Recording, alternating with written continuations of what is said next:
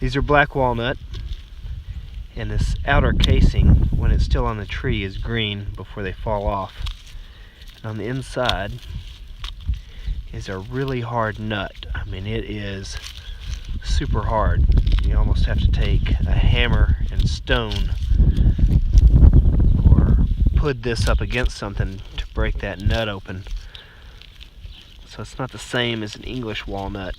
That shell is actually a little easier to crack than these black walnut shells. There's very little meat inside. There's some. There's not a lot.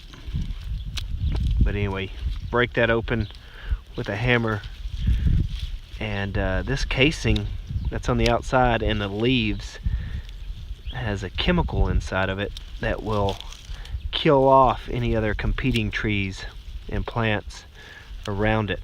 So that's why around black walnut you don't see a lot of other trees growing. So this is actually the casing of one that's been broken open, and so in each one of those little crevices you'll have the nut, and so you can eat that just like you would any other walnut. But you notice there's not a lot in there, not as much as what you would get. Here's a better example. What you would get off of an English walnut.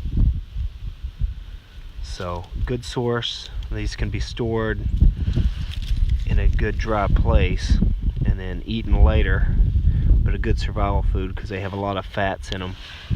Here's another example. Anyway, that's black walnut.